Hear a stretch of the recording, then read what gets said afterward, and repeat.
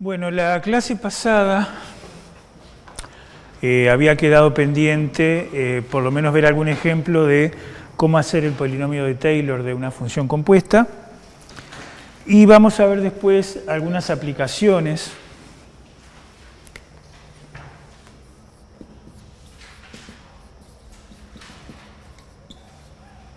Aplicaciones clásicas como por ejemplo para el cálculo de límites.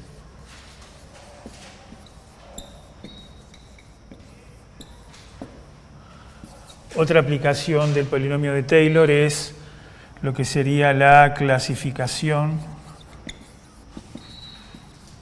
de puntos estacionarios de funciones.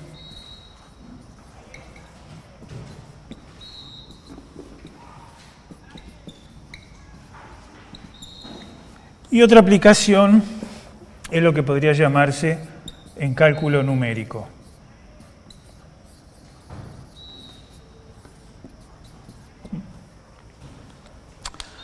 Para esta última aplicación nos va a venir bien lo que se conoce como la forma de Lagrange para Rn de x, o sea, poder dar información de mejor calidad sobre la diferencia entre polinomio y función, lo que hemos llamado Rn de x.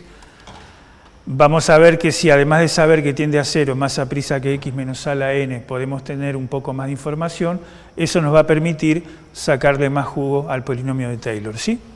Bueno, vamos entonces primero a hacer algún ejemplo de polinomio de Taylor de una función compuesta.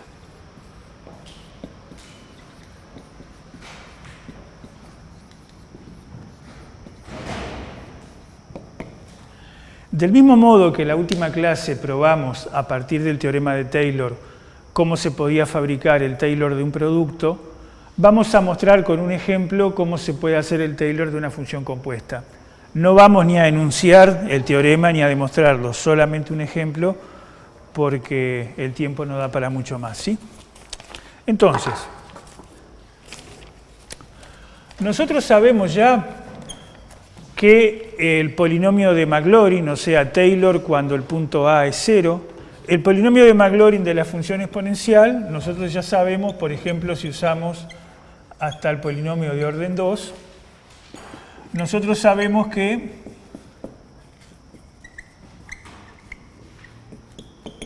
e a la u se puede escribir como 1 más u cuadrado sobre 2, más un cierto término que mide la diferencia entre e a la u y este polinomio, y lo que sabemos hasta el momento de esto es que tiende a 0 más a prisa que u cuadrado, que con la notación o chica que introdujimos en la clase pasada, lo podemos expresar de esta manera.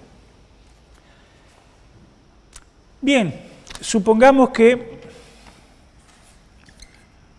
en lugar de poner e a la u, yo quisiera escribir e a la x2. ¿Qué es lo primero que a uno le viene a la mente? Si nosotros sabemos que e a la u se puede escribir, se puede aproximar por este polinomio.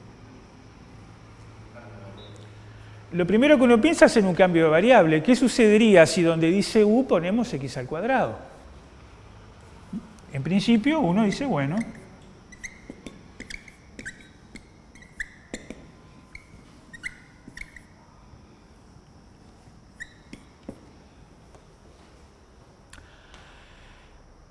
y uno digamos, uno tiene la tentación de decir, bueno, si esto que estaba acá era el polinomio de Maclaurin de la función exponencial de orden 2, esto que está acá abajo debería ser ¿qué cosa? Debería ser el polinomio de Maclaurin de orden 4 ¿de quién? De la función e a la x2. En principio, parece una conjetura muy sensata. Ahora, ¿qué es lo que haría falta chequear para poder estar seguros de que esto que está acá es el polinomio de Maclaurin de orden 4 de la función e a la x2? ¿Qué era lo que garantizaba cuando poníamos f de x igual polinomio más algo? ¿Qué era lo que garantizaba que ese polinomio fuera el polinomio de Taylor, o el de Maclaurin en este caso? Que este algo tendiera a 0 con la velocidad que el teorema pedía. Entonces, si logramos probar que este término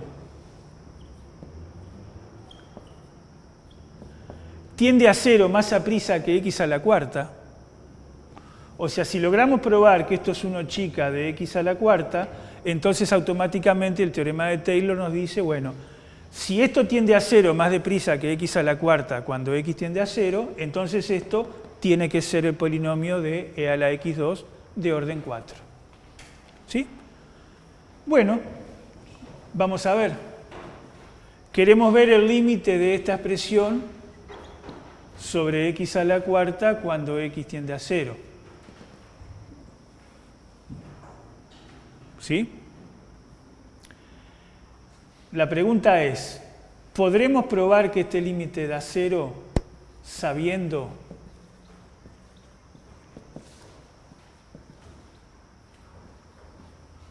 que este otro límite es 0? Esto es lo que sabemos. Sabemos que esta función sobre u cuadrado tiende a 0 cuando el límite cuando u tiende a 0 de este cociente es 0. Sabiendo esto, ¿podremos afirmar que sucede esto otro? ¿Qué les parece?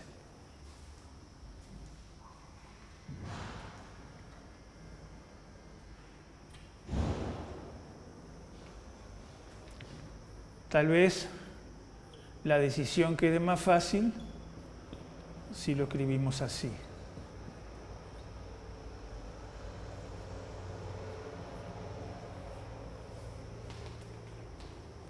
¿Qué es lo que uno está tentado a hacer ahí, en ese límite?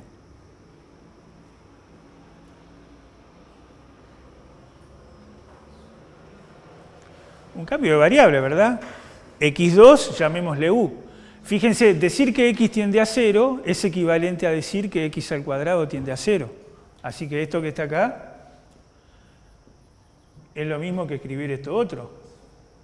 Si quieren pongan sí, solo sí.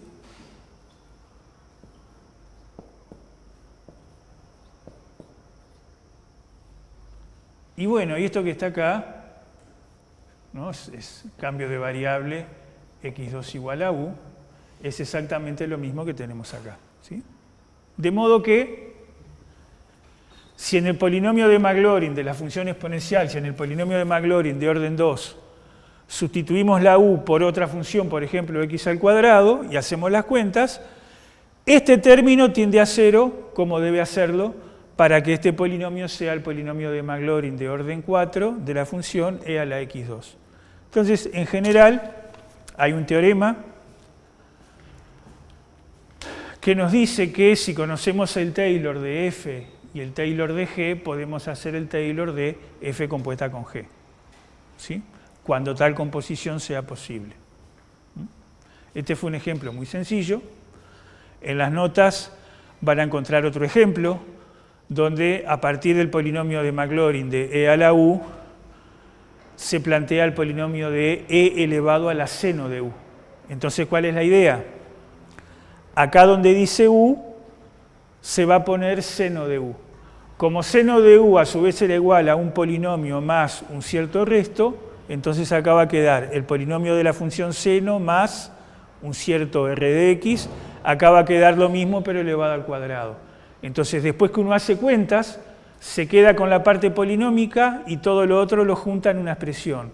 Si esa expresión tiende a 0 con la velocidad debida, uno va a tener la garantía de que la parte polinómica es el polinomio de e a la seno de x. ¿Sí? Las cuentas están escritas en las notas del curso viejo de cálculo 1. ¿Sí?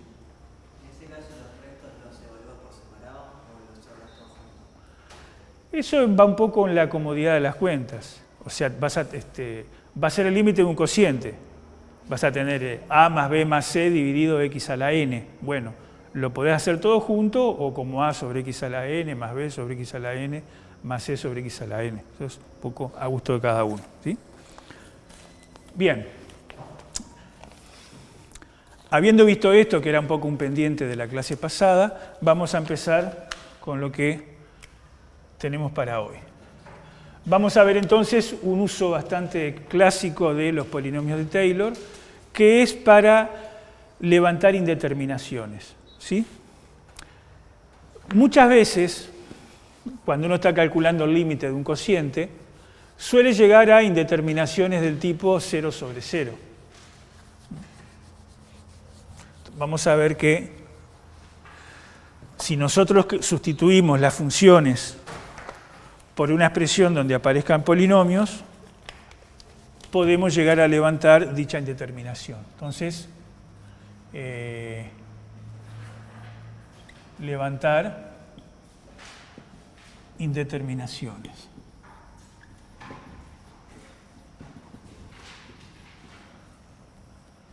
Vamos a ilustrar con un ejemplo que es bastante clásico.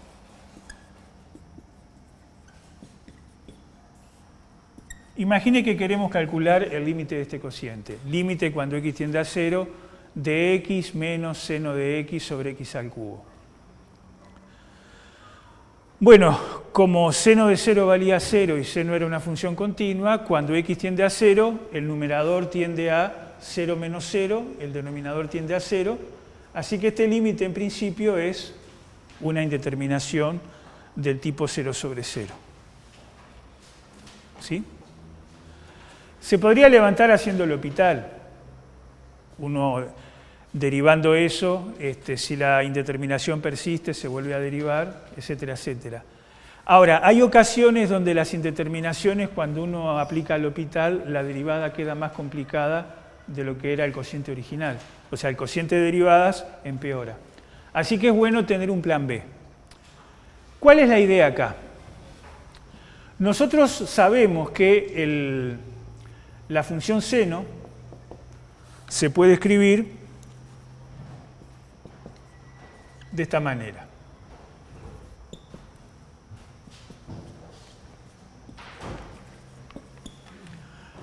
Acá el límite es cuando x tiende a 0, por lo tanto, si va a haber algún polinomio involucrado, va a ser el polinomio de Maclaurin, ¿sí? Entonces, bueno, nosotros sabemos que seno de x es igual a este polinomio más un término que es 1 chica de x3, o sea, algo cuyo cociente con x3 tiende a 0.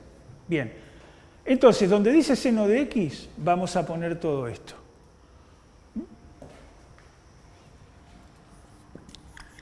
Límite cuando x tiende a 0, x menos, y acá adentro ponemos x menos x3 sobre factorial de 3, que es 6, más este término que lo habíamos llamado R3 de x y que es 1 chica de x3, y bueno, y todo esto dividido x3.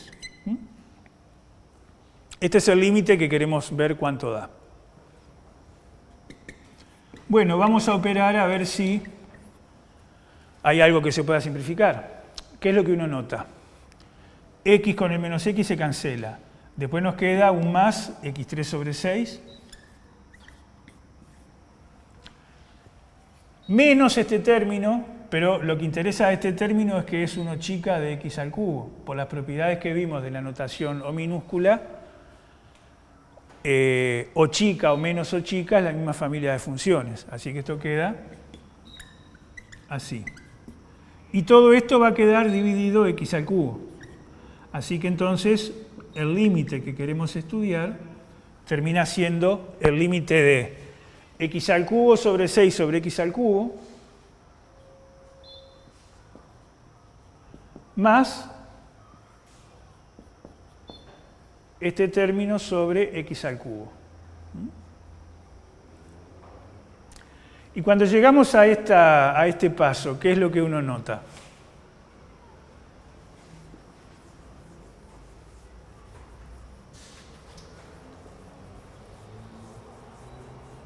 ¿X al cubo sobre 6x al cubo nos da algún problema?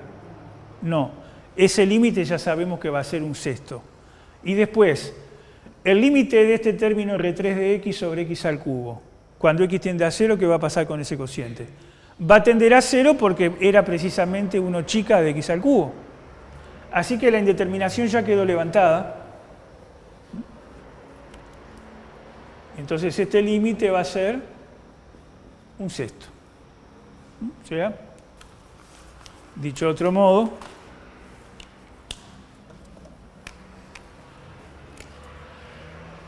aquí no hay indeterminación y esto que está acá tiende a 0. Entonces, uno de los usos que tiene el polinomio de Taylor, si hubiera sido límite cuando x tiende a A, en vez de x tendiendo a 0, lo que habríamos hecho es poner el polinomio de Taylor en el punto A. Habríamos tenido un x menos A, un x menos A al cubo, y esto habría sido 1 chica de x menos A al cubo, ¿sí? Entonces, típicamente uno de los usos de los polinomios de Taylor es cuando tenemos indeterminaciones del estilo 0 sobre 0, ¿sí? La parte, digamos, lo que no es un polinomio, uno lo cambia, y, digamos, el hasta dónde vamos a seguir con el polinomio, qué tantos sumandos tomar, va a venir dado por la naturaleza de la indeterminación. Acá, por ejemplo, alcanzaba con tomar hasta n igual 3, porque después esto otro, como va a quedar dividido entre x al cubo, ya se va a 0. Era innecesario agregar un x5 sobre factorial de 5. Se puede hacer, no hubiera cambiado nada, ¿sí? Bien.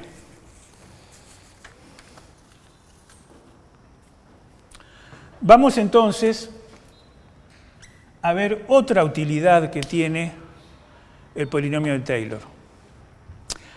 ¿Se acuerdan ustedes cuando vamos a hacer, de hecho,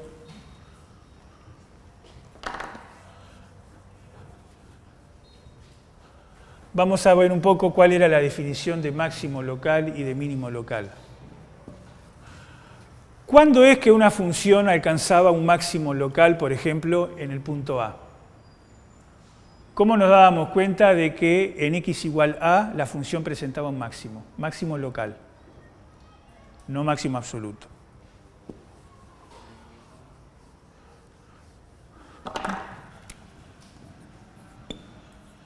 F alcanza un máximo local en un punto A de su dominio, sí y solo sí.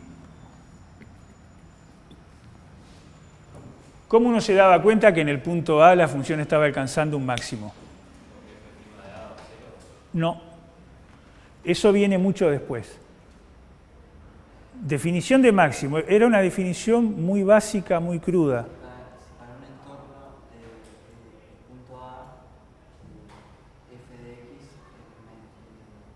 f de a es mayor a todas las alturas. Exactamente, la definición original de máximo era sencillamente comparar los valores de f de x contra el valor f de a.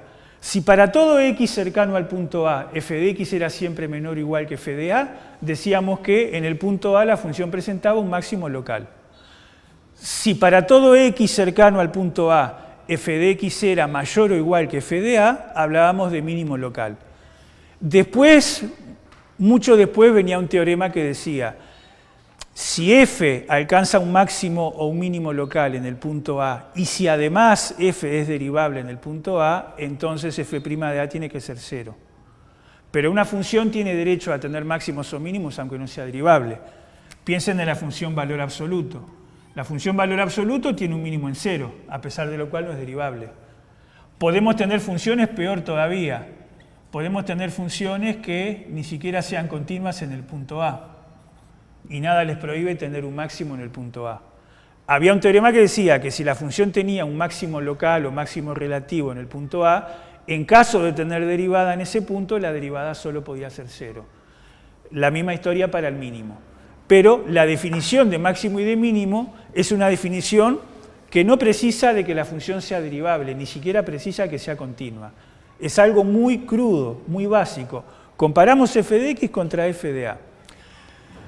Entonces, tenía un máximo local, sí, solo sí, para todo x en un entorno de A, perteneciente a un cierto entorno de centro A, radio delta, se observaba que f de x era menor o igual que f de A. ¿Sí? Si esto pasaba para todo x en el dominio de f, entonces hablábamos de máximo absoluto. Si pasaba solamente para los x de un entorno de A, era un máximo local. De la misma manera se hablaba para mínimo. F alcanza o presenta un mínimo local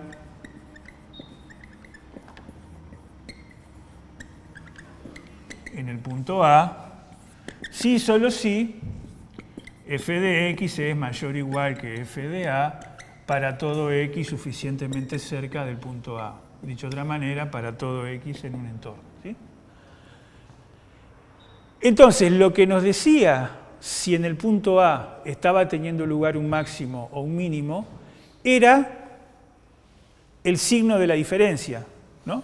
Fíjense que pedir que f de x sea menor o igual que f de a es lo mismo que pedir que el signo de f de x menos f de a sea no positivo.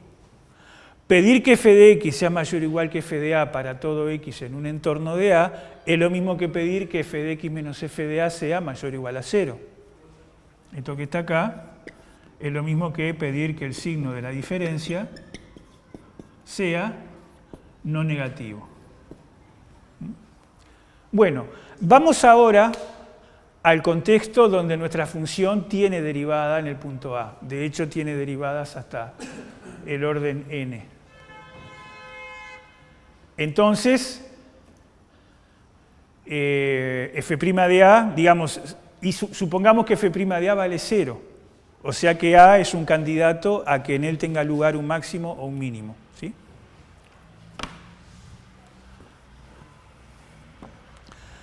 ¿Se acuerdan que, suponiendo que f' de A fuera 0, para tratar de ver si en ese lugar estaba sucediendo un máximo o un mínimo, había esencialmente dos maneras? Uno era estudiar el signo de f'. ¿Cómo era el signo de f' en un entorno del punto A? ¿Y cuál era la otra manera para poder saber qué era lo que estaba pasando en ese candidato?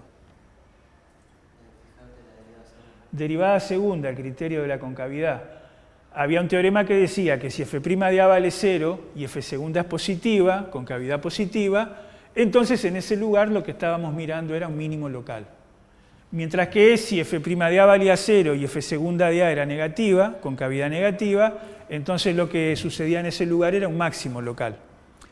Vamos a ver que esto es un caso muy particular de un teorema más potente que justamente tiene que ver con polinomios de Taylor.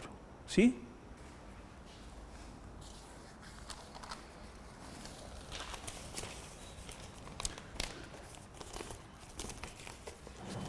Entonces, bueno, a los puntos donde la derivada primera vale 0 se los suele llamar puntos estacionarios, ¿sí? O puntos críticos.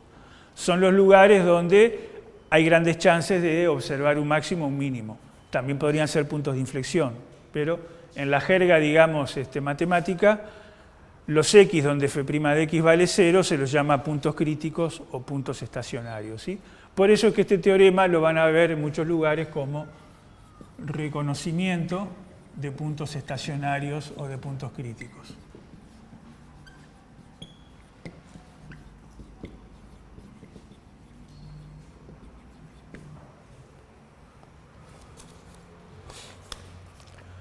Bueno, supongamos que tenemos una función que la podemos derivar n veces, derivable hasta el orden n, en un punto A interior a su dominio. ¿Sí? Y supongamos que todas las derivadas se anulan, excepto la última. Supongamos que f' de A vale 0, f segunda de A igual 0. Dicho de otra manera, la primera derivada no nula es la derivada de orden n. La derivada enésima es la primera derivada que no es 0. ¿Sí?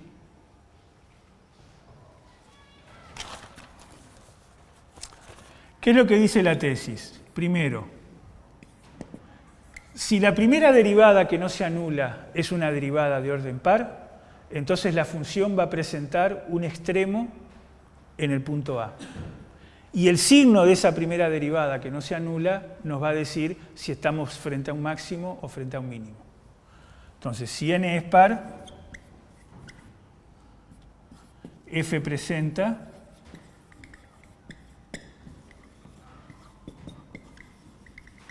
un extremo local en x igual a.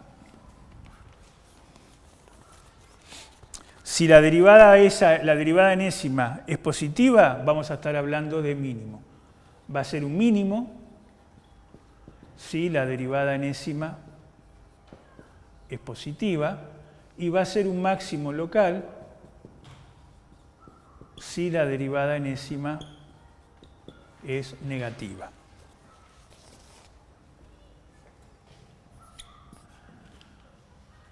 ¿Qué pasa si la primera derivada que no se anula es una derivada de orden impar? Por ejemplo, la derivada tercera, la derivada quinta, lo que fuere. Si n es impar, entonces la función va a presentar un punto de inflexión. Vamos a tener que f' de a vale 0, pero ahí no hay ni máximo ni mínimo. Va a ser lo que se llama punto de inflexión. Entonces, f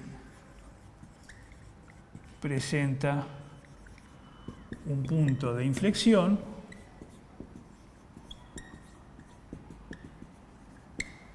y el signo de esa primera derivada que no se anula nos va a decir si f atraviesa el punto A creciendo o decreciendo.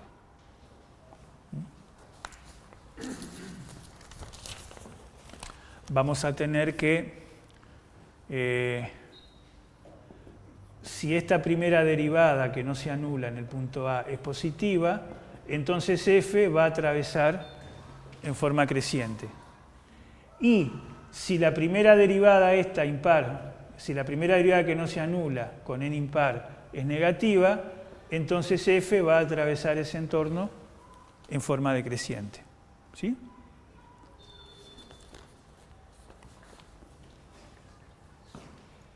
Vamos a ver que esto se puede probar de manera muy fácil.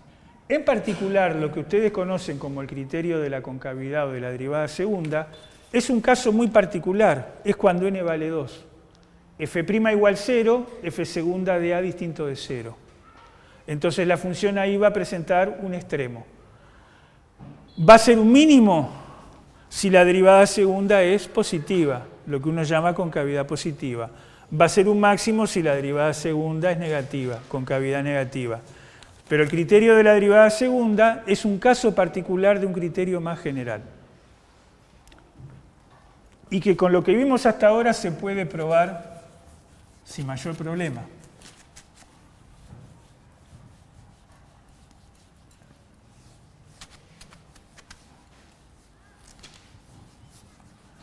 La idea es muy sencilla. F de x se puede escribir como f de a más f' de a por x menos a más la derivada enésima por x menos a a la n sobre factorial de n más 1 chica de x menos a la n, ¿sí? Donde esto que está acá es 1 chica de... O sea, es algo cuyo cociente con x menos a la n tiende a 0 cuando x tiende a a, ¿sí? Bueno, por hipótesis, todas las derivadas en a son 0, menos la enésima, que es la primera derivada no nula. O sea que f de x va a quedar f de a más 0 por x menos a más 0 por x menos a cuadrado sobre factorial de 2, más. Hasta la derivada de orden n-1 son todas 0. Entonces lo único que va a quedar del lado derecho va a ser f de a más la derivada enésima en a por x menos a la n sobre factorial de n más Rn de x. Si pasamos f de a para el otro lado, ¿qué nos va a quedar? Que f de x menos f de a va a ser igual a esto que está acá. Y en esto que está acá vamos a sacar x menos a la n de factor común. Vamos a escribirlo como x menos a la n por la derivada dividido factorial de n más r sub n de x sobre x menos a la n. ¿De acuerdo? Y acá está la parte importante.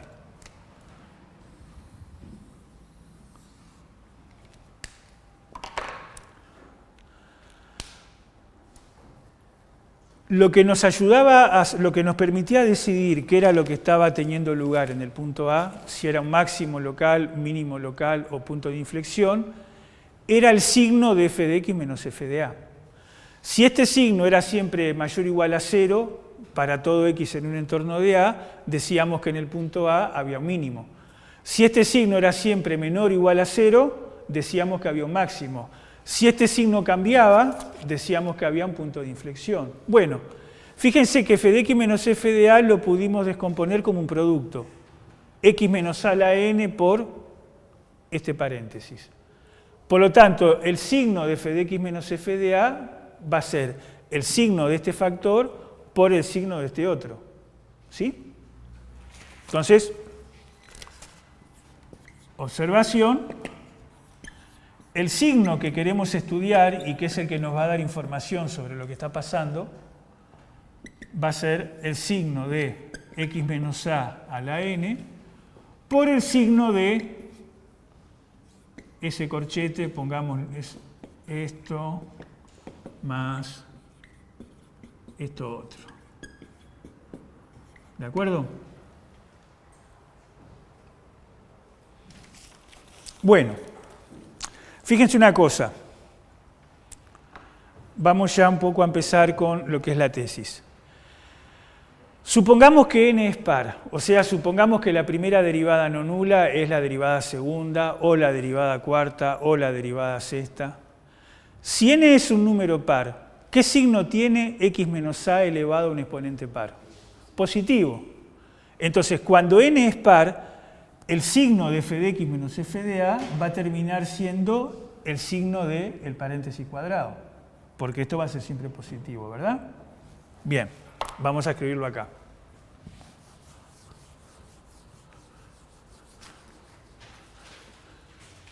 Cuando n es par, entonces el signo de x menos a la n, positivo, entonces el signo de f de x menos f de a es el signo del corchete. Bueno, vamos a ver adentro de ese paréntesis qué es lo que sucede.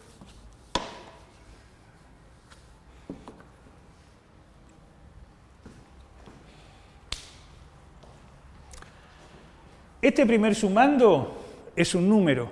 La derivada enésima evaluada en a es un valor. Factorial de n es otro número. Recuerden que n está fijo. ¿Y cómo se porta este cociente cuando x tiende a a?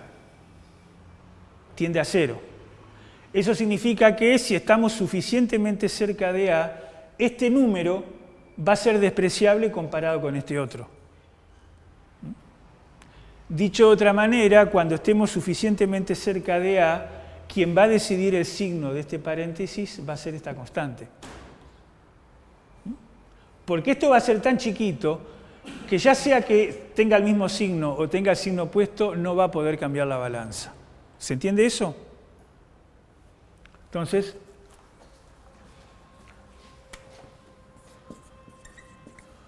como el límite cuando x tiende a a de este corchete es la derivada en a dividido factorial de n porque el otro sumando tiende a 0, esto significa que en el límite, significa que si x está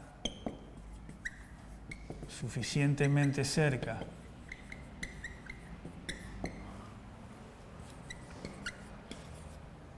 de a, entonces el signo de todo ese paréntesis va a ser el signo de la derivada enésima dividido factorial de n.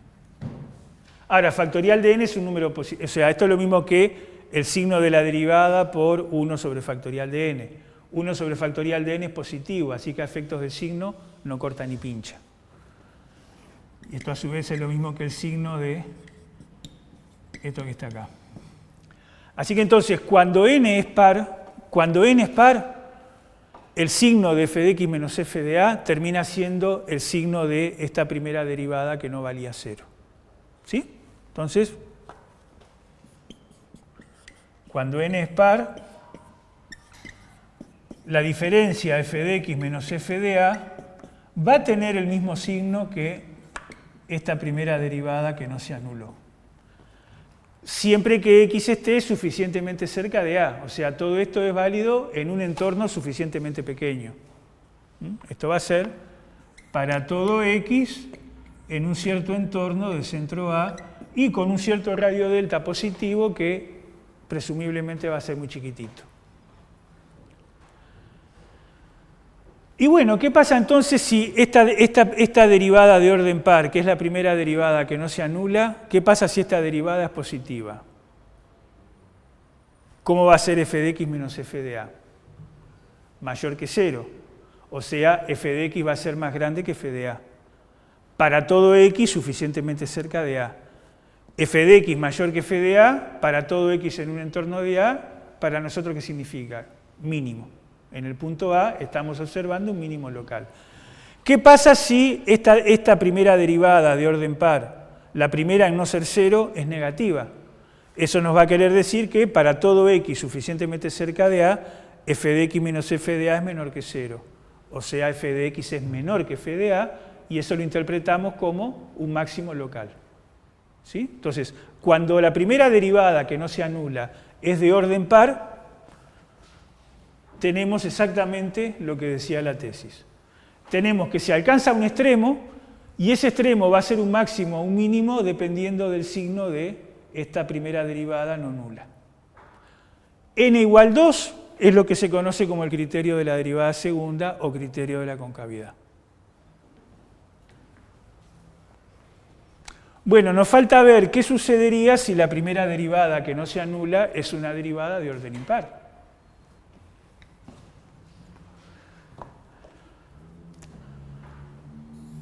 Nos vamos a basar siempre en esto. Entonces, vamos ahora al caso donde la primera derivada que no se anula es una derivada de orden impar.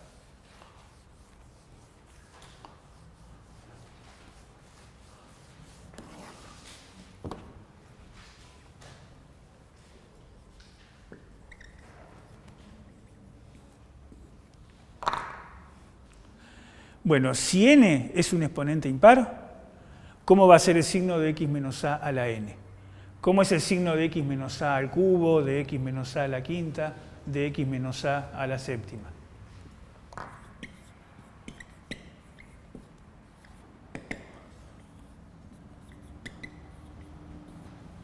Cuando x es menor que a, x menos a es negativo. Elevado a un exponente impar, negativo. Cuando x es mayor que a, x menos a es positivo. Elevado a un exponente impar, positivo. Así que en el caso en que n es impar, este factor va a tener este signo, sin importar cuál sea el n, con tal de que sea impar. ¿Qué va a pasar con este paréntesis? Ya sabemos que cuando x esté suficientemente cerca de a, ahí adentro el que va a gobernar, el que va a mandar, va a ser la constante, derivada enésima dividido factorial de n. O sea, el signo de este paréntesis va a ser igual al signo de la derivada enésima sobre factorial de n, y esto es lo mismo que el signo de la derivada enésima, siempre y cuando x esté suficientemente cerca de a. Esto va a ser para todo x en un cierto entorno.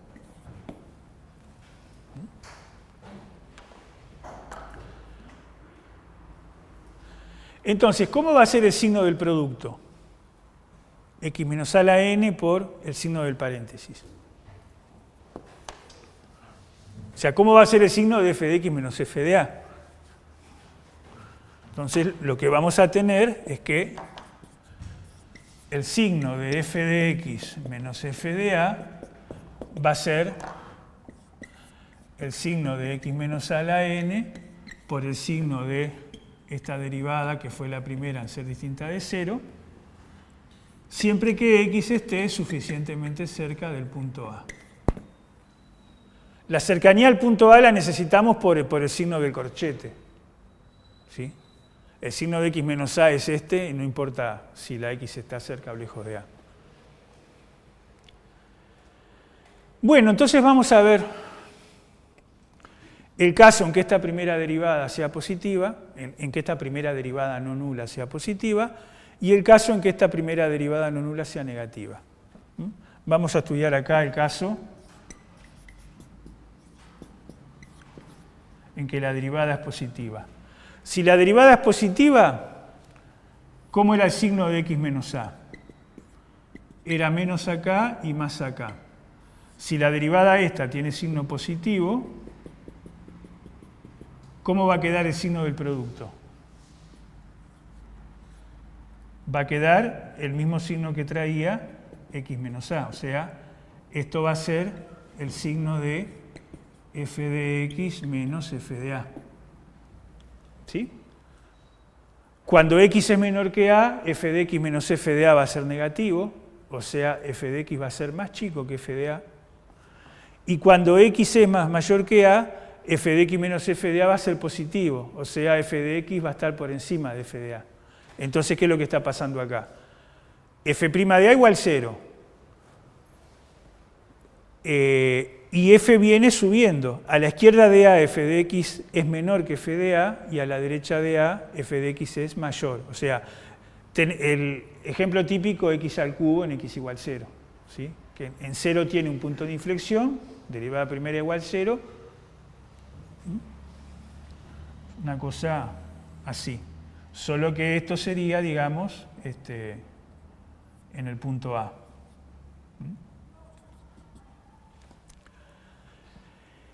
¿Y qué pasa si la primera derivada que no se anula es negativa?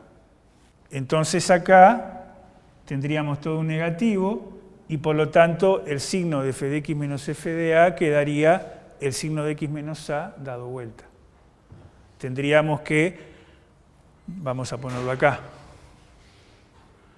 supongamos que la derivada enésima es negativa, entonces tenemos el signo de x menos a como siempre.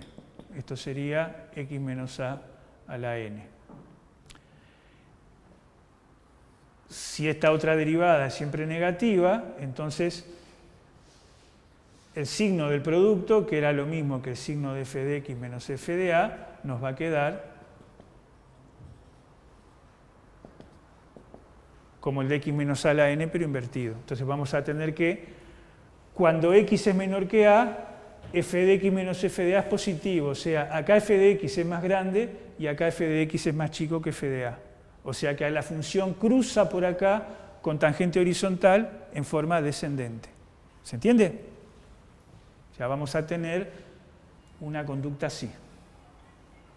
Y por acá, digamos, si esto fuera tangente horizontal, que no lo dibujé bien, pero bueno, que es exactamente lo que tenemos acá. Siempre va a ser un punto de inflexión con tangente horizontal. En un caso, f va a cruzar subiendo y en el otro caso, la f va a cruzar bajando.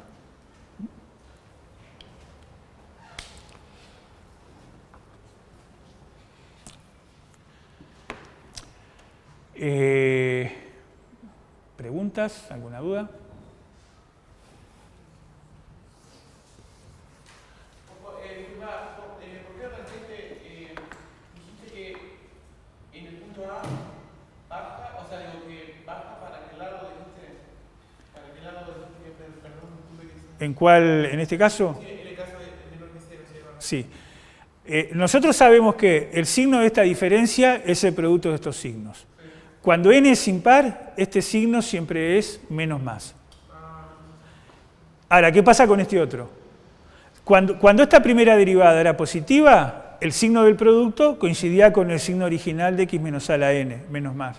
Entonces, cuando yo estoy parado a la izquierda del punto A, f de x menos f de a es menor que 0. O sea, f de x es más chico que f de a. Cuando estoy parado a la derecha del punto A, f de x menos f de a mayor que 0, o sea, f de x mayor que f de a. Por eso la función está cruzando en forma creciente. ¿Qué pasa cuando esto es negativo? El panorama se invierte y tenemos que el signo final del producto, que es el signo de f de x menos f de a, queda así. Entonces, cuando estás parado en un x a la izquierda de a, f de x menos f de a mayor que 0, o sea, f de x es más grande que f de a. Y cuando estás parado a la derecha, f de x menos f de a negativo, f de x es más chico que f de a. O sea que la función presenta un punto de inflexión con tangente horizontal, pero además vos sabés que en este entorno la función además es una función decreciente. Cuando estás a la izquierda de a, los valores de f son mayores que f de a, y cuando estás a la derecha, los valores de f son menores que f de a. O sea, extremo no hay porque f de x menos f de a cambiaba de signo. No podías decir que f de a fuera siempre mayor ni que fuera siempre menor que f de x. Para algunos era mayor, para otros menor. Pero además tenés la información sobre la monotonía, sobre de qué modo f está atravesando ese punto de inflexión. Si subiendo o bajando, por así decir.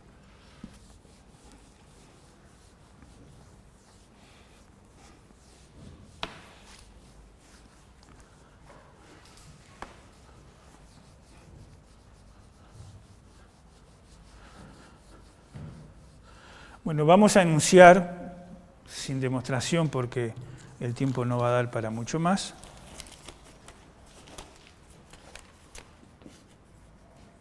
un teorema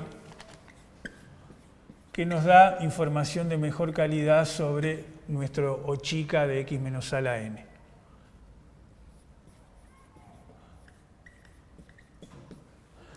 En este teorema, además de pedir que f se pueda derivar n veces en el punto A, vamos a pedir que f se pueda derivar n más 1 veces en un entorno del punto A.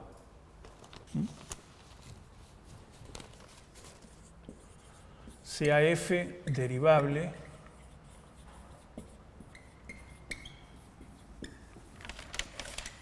hasta el orden n más 1 para todo x en un cierto entorno del punto A. Entonces, para cada x en dicho entorno, vamos a poder escribir f de x como el polinomio de Taylor de siempre,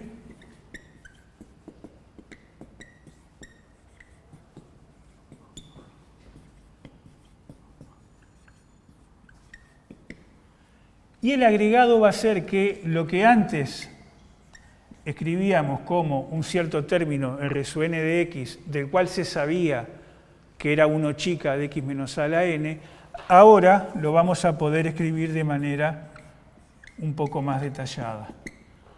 Vamos a ver que ese último término es casi como si fuera un sumando más.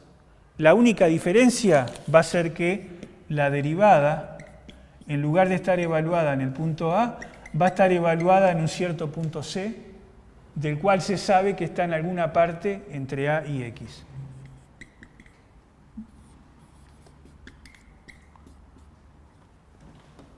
Esto es lo que se conoce como la forma de Lagrange. No es la única, pero es una de las más usadas, ¿sí? O sea, si a f le pedimos que tenga derivadas hasta el orden n más 1, que sea derivable en un entorno del punto A n más 1 veces, entonces este término R sub n de x lo vamos a poder escribir como si fuera un último sumando, casi, digamos. La diferencia es que la derivada va a estar evaluada en un punto C. C está entre A y X, si X fuera mayor que A, o si no, C va a estar entre X y A, en el caso en que X fuera menor que A. O sea, hablando pronto y mal, C va a ser un punto entre A y X, ¿de acuerdo? Bien. Vamos a ver que el tener esta información nos permite sacarle más jugo al polinomio de Taylor. Por ejemplo,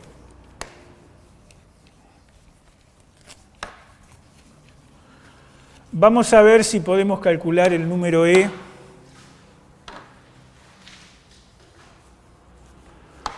con una precisión estipulada de antemano. ¿Sí?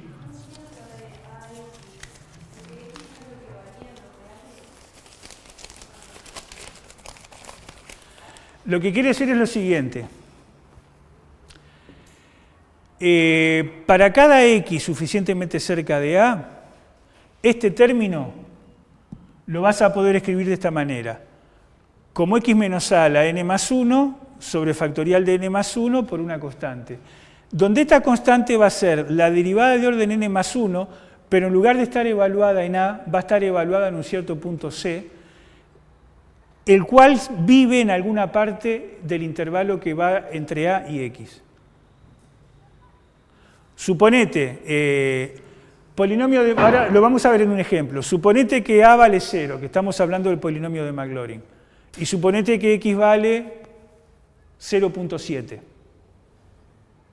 Entonces, f de 0.7 la voy a poder escribir como el polinomio de Maclaurin evaluado en 0.7 más algo. Este algo que indica qué tan lejos está el polinomio del valor f de 0.7, este algo a su vez va a ser la derivada evaluada en un punto del cual se sabe que está en alguna parte entre 0 y 0.7.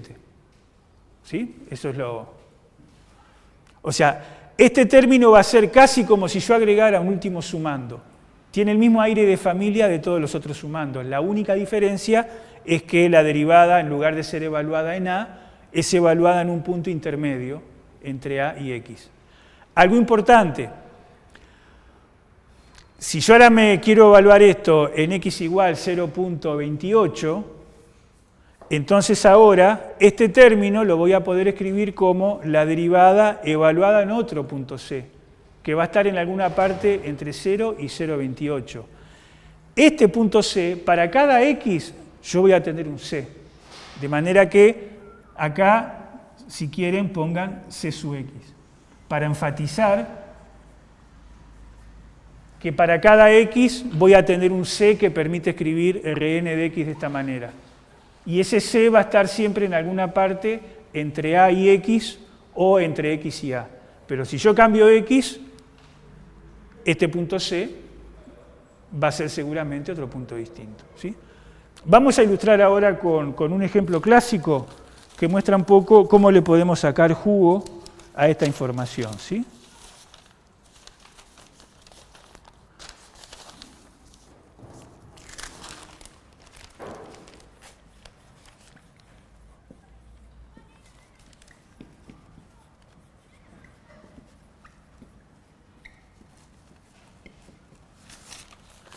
Supongamos que quiero saber cuánto vale el número e y me gustaría tener los primeros 4 decimales exactos. ¿Sí? Bien. ¿Nosotros qué es lo que sabemos? Nosotros conocemos el polinomio de Maclaurin de la función exponencial. Sabemos que esto es 1 más x2 sobre factorial de 2 más x3 sobre factorial de 3. Si yo pusiera solo el polinomio, no tengo derecho a poner el igual, tendría que poner un aproximadamente igual. Pero si yo agrego lo que le falta al polinomio para llegar a ser f, entonces sí puedo poner la igualdad. Vamos ya a hacer uso de la información disponible. ¿Qué nos dice este teorema? Nos dice que este término se puede escribir como la derivada de la exponencial de orden n más 1, la derivada de a la x n más 1 veces es a la x, solo que ahora en vez de estar evaluada en x igual 0, va a estar evaluada en un cierto punto c. O sea que va a quedar e a la c por x menos a la n más 1 sobre factorial de n más 1. Donde el punto c se sabe que vive en alguna parte entre 0 y x. Bueno, el número e lo podemos pensar como, si esta es f de x, podemos pensar que f de 1 es el número e, es e elevado a la 1, ¿verdad?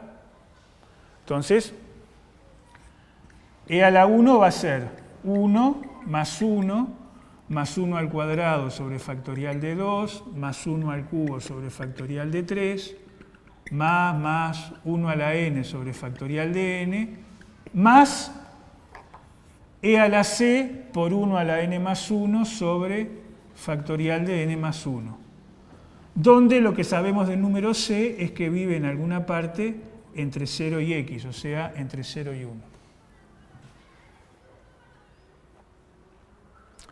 ¿Me siguen hasta acá? Bien. Yo sé que si desprecio este término, si olvidamos este término, entonces esta suma acumulada va a ser aproximadamente igual al número e. Ahora, a mí me gustaría que la diferencia fuera más chica que, por ejemplo, 10 a la menos 4. Entonces uno se pregunta, bueno, ¿en qué momento esta suma va a diferir del número e en una cantidad menor que un 10 milésimo?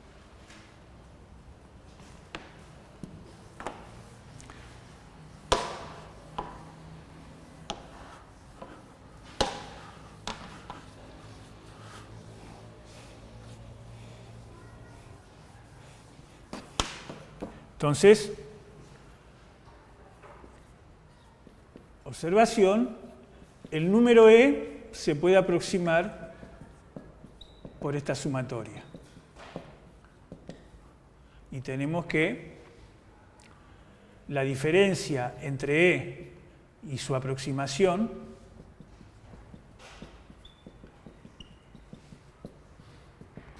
esto que está acá no es otra cosa que e a la c sobre factorial de n más 1. No vale la pena poner valor absoluto porque esto es positivo, ¿sí? Pero si quieren pueden poner valor absoluto. Entonces, si a mí me piden que calcule el número e, que lo aproxime con algo cuya diferencia con el valor verdadero que no conozco sea menor que 10 a la menos 4,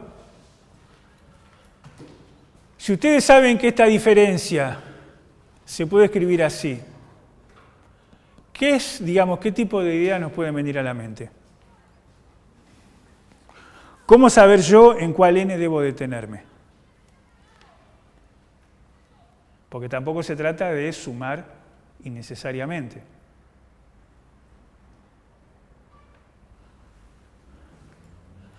Entonces, una idea es buscar el primer natural a partir del cual esto que está acá es menor que 10 a la menos 4. Si yo logro encontrar el primer n en donde esto es más chico que 10 a la menos 4, automáticamente sé que la diferencia entre este número y el valor verdadero de e va a ser más chico que 10 a la menos 4. Pero para poder despejar n, yo necesito conocer este valor que está acá. ¿Qué es lo que sabemos? De este número c, lo único que sabemos es que está en alguna parte entre 0 y 1. La función exponencial era una función creciente. Por lo tanto, e a la c va a estar apretada entre 1 y e. Pero yo no conozco el valor exacto del número e. Justamente, me gustaría tratar de tener por lo menos los primeros 4 decimales bien. Pero lo que sabemos del número e es que es un número que está entre 2 y 3. Es más chico que 3. Asumamos que tenemos ese dato.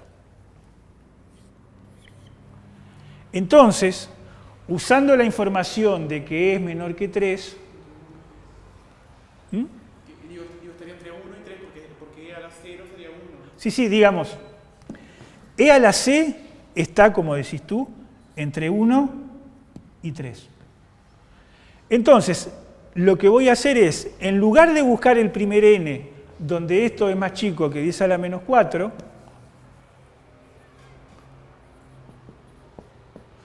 busquemos el primer n, donde esto es menor que 10 a la menos 4. ¿Por qué? Porque acá yo ya tengo todo, ya no tengo constantes desconocidas. Yo acá puedo pasar el 10 a la 4 multiplicando, el factorial de n más 1 multiplicando y ya está. Alcanza con encontrar el primer n donde factorial de n más 1 sea mayor que 30.000. O sea, esto es lo mismo que ver cuál es el primer natural tal que factorial de n más 1 es mayor que 30.000. Entonces, cuando yo corte esta suma en ese primer natural, yo ya sé que la diferencia entre este acumulado y el valor verdadero del número e va a ser más chico que algo que es más chico que 10 a la menos 4. Bueno, si ustedes hacen las cuentas, factorial de 9 es 32.000 y pico. N más 1 igual a 9. De donde n es igual a 8. De modo que si nosotros hacemos esta suma hasta 1 sobre factorial de 8, ese acumulado debería diferir del valor verdadero del número e en una cantidad menor a una 10.000ª. Vamos a hacer la cuenta.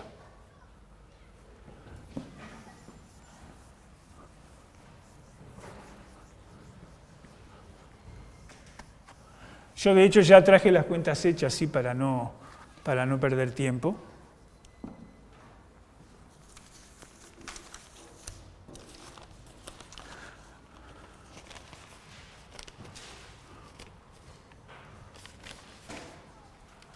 Vamos a poner acá la suma, acá vamos a poner el n y acá vamos a poner n igual 0.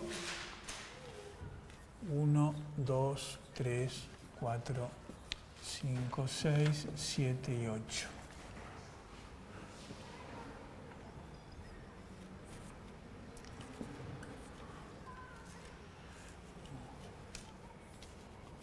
Acá está el n y acá voy poniendo la suma de cada uno de los sumandos, ¿sí? 1 sobre factorial de 2 más 1 sobre factorial de 3 más 1 sobre factorial de 4 más 1 sobre factorial de 5 más 1 sobre factorial de 6 más 1 sobre factorial de 7 más 1 sobre factorial de 8. Entonces vamos a ver cómo va evolucionando esta suma.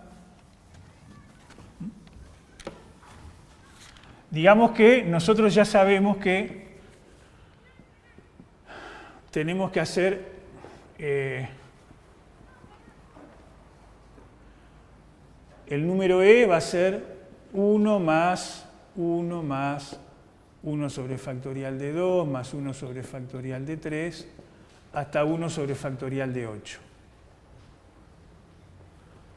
Y eso es precisamente lo que estamos viendo acá, ¿sí? Acá está el n y acá está el 1 sobre factorial de n, ¿de acuerdo? Esto sería el f de 0 más f' de 0 por x más f segunda por x2 sobre 2 más f tercera por x3 sobre factorial de 3 evaluado en x igual 1. Bien. Y vamos a poner acá en una tabla qué es lo que va dando esto. Pongamos de un lado n y pongamos del otro lado la sumatoria de 1 sobre factorial de k con k desde 0 hasta n. Bueno, cuando n vale 0, tenemos este primer sumando. Cuando n vale 1, tenemos 1 más 1, ya estamos en 2. Cuando n vale 2, tenemos 1 más 1 más un medio. Ya estamos en 2.5. Cuando n vale 3, a este 2.5 le tenemos que sumar un sexto. Bueno, eso da 2.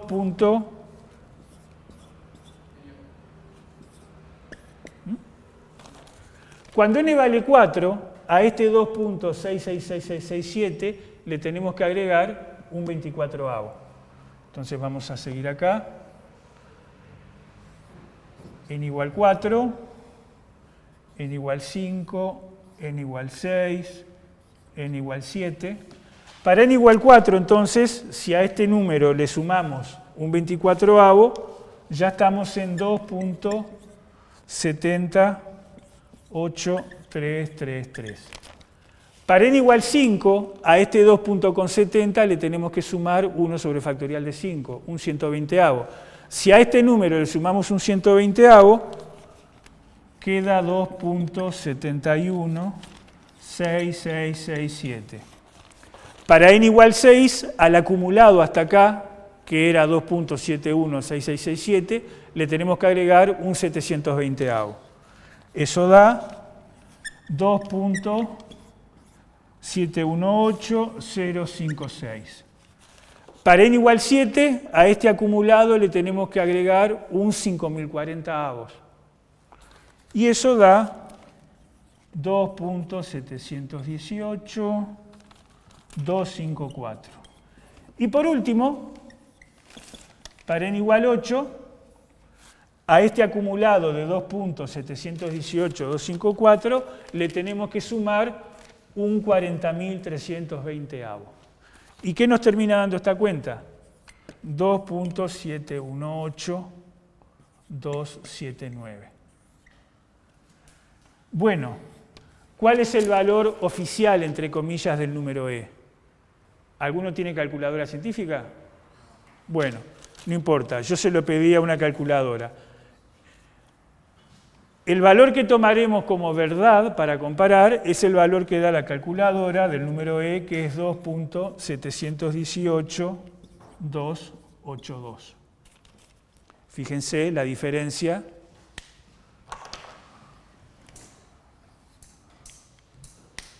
Con esta suma. Sí. Ahí vos dijiste que tenía que ser más grande que 30.000. Entonces, 8 de octavo. N más 1, factorial de n más 1. Claro. N más 1 igual 9. Claro, claro. N igual 8. Claro, que si yo pusiera n igual 7, que es 8 factorial, tipo, te da 40.000, que es mayor a 30.000. No, factorial de 7 es 5.040. No, sí, pero factorial de 8 es 40.000. Ahí lo dice. Creo que si hubieras tomado... Sí, es cierto. O sea, ¿qué pasa? Esta cota superior posiblemente es muy grosera, capaz que alcanzaba con menos. O sea, yo acá como corté grueso dije, bueno, es menor que 3. Acotamos superiormente por esto. Vemos que de acá sale que el primer n más 1 es 9, de donde n vale 8. Ahora, como este número posiblemente es bastante más grande que esto, a lo mejor nos hubiera alcanzado con menos. Es cierto. Es más, calcular la diferencia, hacer la diferencia, porque la idea es cubrirnos por exceso, o sea, tener una cota que nos proporcione un nivel de seguridad, aunque posiblemente implique que hubiera alcanzado con menos. Eso es cierto. Fíjate, con n igual 8, efectivamente vemos que la primera diferencia aparece en el orden de 10 a la menos 5. Ahora, ¿cuál es la diferencia entre lo que sería el valor verdadero de E y lo que sería su aproximación? Yo hice la cuenta y la diferencia me da 3.058618 por 10 a la menos 6. O sea que obtuvimos una precisión mucho mayor de la que queríamos. Esto es algo habitual. Cuando uno tiene que acotar, si la cota superior que uno usa es bastante grosera, lo que puede pasar es que estemos haciendo cuentas de más, que estemos usando un n innecesariamente grande. Es el precio que pagamos por poder haber hecho el despeje, o sea, como nosotros se supone que no sabemos cuánto vale el número E, tenemos un conocimiento más o menos grueso, es algo que está entre 2 y 3, entonces cortamos grueso. Y eso nos da que con menos sumandos hubiéramos llegado al mismo nivel de precisión. Lo importante de esto es que todos los cálculos que hace una computadora, una calculadora, cuando ustedes le piden la función seno, la función coseno, la función logaritmo, la función exponencial, la computadora no tiene esas funciones dentro. Lo único que tiene la computadora son polinomios que se parecen mucho a esas funciones. Todos los valores que uno saca de una máquina jamás son los valores verdaderos de las funciones, porque la máquina no puede manejar e a la x. Lo que sí puede manejar la máquina es un polinomio que se puede aproximar a e a la x tanto como uno quiera. Entonces, hablando pronto y mal, mientras más potencia tenga la máquina, mayor n va a poder almacenar y mayor cantidad de decimales nos va a proporcionar. Pero todos los valores que les dan las computadoras, las gráficas, etcétera, etcétera, son todo mentira. No es la gráfica de a la x lo que grafican, es la gráfica de un polinomio que se parece muchísimo a la x. Cuando ploteen logaritmo, mentira, no están ploteando logaritmo, están ploteando un polinomio que se parece muchísimo a lo mismo con el seno, el coseno, la tangente, el arcoseno, todo. ¿Por qué? Porque por suerte, para poder trabajar con polinomios, lo único que necesitamos saber hacer es multiplicar y sumar. Y eso es lo único que las computadoras hacen y lo hacen muchísimo mejor que nosotros. Por eso es que los polinomios de Taylor son tan importantes. Son la base que hay atrás de todo cálculo numérico, de toda computación. Y este problema plantea una cuestión interesante. En principio, lo que hicimos fue decir, bueno, yo sé que a la x se parece a 1 más x2 sobre factorial de 2 más... Ahora, este polinomio, lo que llamamos polinomio de Maclaurin, originalmente fue diseñado para parecerse a la x siempre que x estuviera cerca de a, en este caso, cuando x estaba cerca de 0. ¿Y quién ha dicho que x igual a 1 está cerca de 0? Pues en realidad, alguien me podría haber dicho ya de entrada, pero perdón, ¿con qué bases asumimos que x está suficientemente cerca de 0 como para decir que a la x se puede escribir de esta manera, o se puede aproximar por este polinomio? Y es una pregunta legítima. El polinomio de Maclaurin se supone que imita muy bien a la exponencial siempre y cuando no estemos demasiado lejos de x igual 0. X igual 1, yo qué sé. ¿Está cerca de x igual 0? Me parece que no. Y acá aparece algo que nos hace pensar. Nosotros comenzamos hablando de polinomios de Taylor en el entendido de que era un polinomio que localmente se parecía mucho a f. Volviendo a la notación de la clase pasada, suponiendo que f se podía derivar la cantidad de veces necesaria en el punto A, uno tenía esto.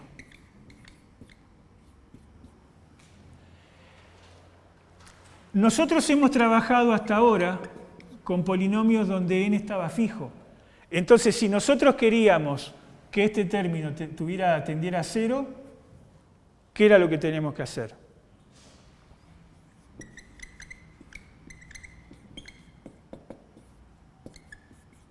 Teníamos que acercarnos cada vez más al punto A. O sea, cuando n estaba fijo, la aproximación del polinomio mejoraba en la medida que x estuviera cada vez más cerca de a. Pero en este ejemplo, x está fijo de antemano, x vale 1, yo no puedo mover x. ¿Y qué fue lo que surgió, casi sin que nos diéramos cuenta? Que el hacer que x tienda a A no es la única manera en lograr que esto tienda a 0, en que esto sea tan chico como uno quiera. Yo puedo lograr que esto sea menor que una cierta tolerancia, por ejemplo 10 a la menos 4, aun cuando x esté fijo. ¿Qué es lo que voy a hacer? Si x está fijo, lo único que puedo mover es el n.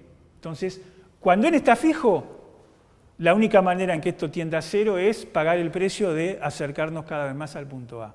Mientras más me aleje de A, menos parecido va a ser el polinomio a f de x. Ahora, cuando x está fijo, puedo lograr que el polinomio se parezca mucho a la función aumentando el grado.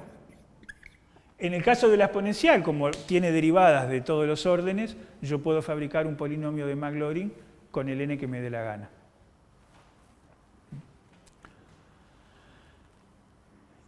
Y bueno, en el fondo, lo que hace que el polinomio se parezca a f es que esta diferencia tiende a 0. Hasta hace 10 minutos, como trabajábamos siempre con n fijo, para nosotros que la diferencia tendiera a 0 era sinónimo de x tendiendo a a. Pero ahora nos damos cuenta que podemos trabajar en un x que no tiene por qué estar cerca de a, y para que la diferencia tienda a 0, lo que vamos a hacer es que n tienda a más infinito. Entonces, en aquellos casos donde este término tiende a 0 con n tendiendo a más infinito, eso significa que el polinomio se va a pegar a f tanto como uno quiera, sin importar si x está cerca de a o lejos, a condición de que n pueda tender a más infinito, o sea, que la función tenga derivadas de todos los órdenes, ¿sí? Bueno, esto, digamos, es apenas un barniz de un campo más amplio que son las series de potencias.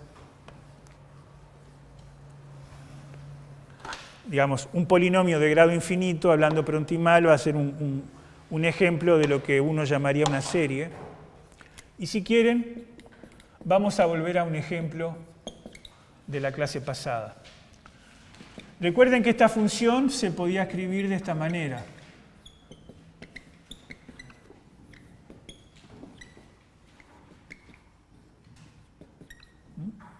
Lo que estaba acá.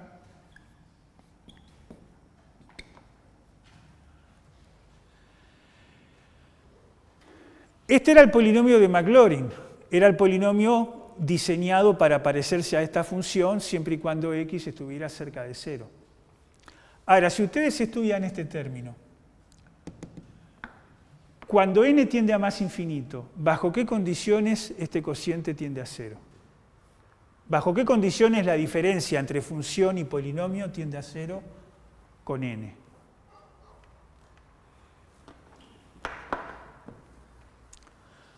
No va a ser para cualquier x, seguramente. Para que x a la n más 1 se vaya a 0, ¿qué le tiene que pasar a x? X tiene que estar entre menos 1 y 1. X tiene que ser 0 con algo o menos 0 con algo. Por ejemplo, si x vale un medio, un tercio, menos un quinto, eso elevado a la n más 1 se va a 0. Entonces, si x está entre menos 1 y 1, entonces ese término va a tender a 0 cuando n tiende a más infinito. Entonces, este polinomio va a converger a x cuando n tiende, va a converger, perdón, a f de x cuando n tiende a más infinito para todo x entre menos 1 y 1. ¿Sí? Con una notación que no tenemos, uno podría decir que 1 más x2 más x a la n más... Esto de alguna manera termina dando igual que 1 sobre 1 menos x. Esto es lo que uno va a llamar una serie de potencias.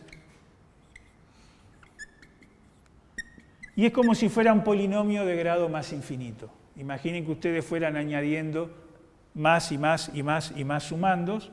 Entonces esto, por lo menos para las x que están entre menos 1 y 1, esta función uno la podría poner de manera exacta mediante este polinomio de grado infinito. Si truncamos y sumamos hasta un cierto n, entonces esa suma finita ya no es igual a la función. Le tenemos que agregar lo que le falta para llegar. ¿Sí? Bueno, la teoría de series de potencias hay bibliotecas enteras sobre el tema. Hay cosas muy interesantes. Por ejemplo, supongamos por un momento que pudiéramos derivar esto. O sea, supongamos que la regla de que la derivada de la suma es la suma de las derivadas también vale para sumas infinitas, para una cantidad infinita de sumando. Entonces surgen preguntas. Bueno, si yo derivo todo esto, me va a quedar algo así.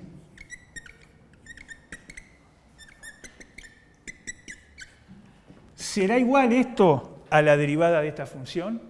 ¿Será igual a... esto es menos 1, queda esto, ¿no?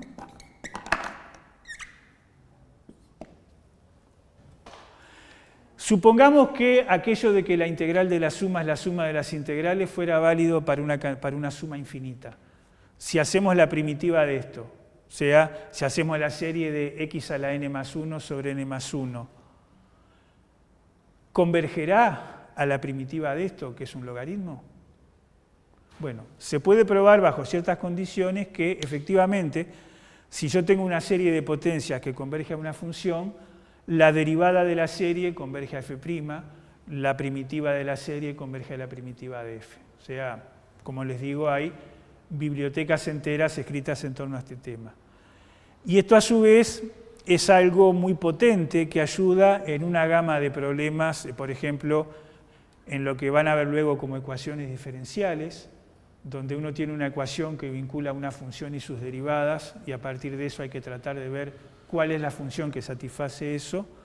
El poder aproximar a la función como una serie o como un polinomio de grado infinito muchas veces facilita el encontrar soluciones, ¿sí?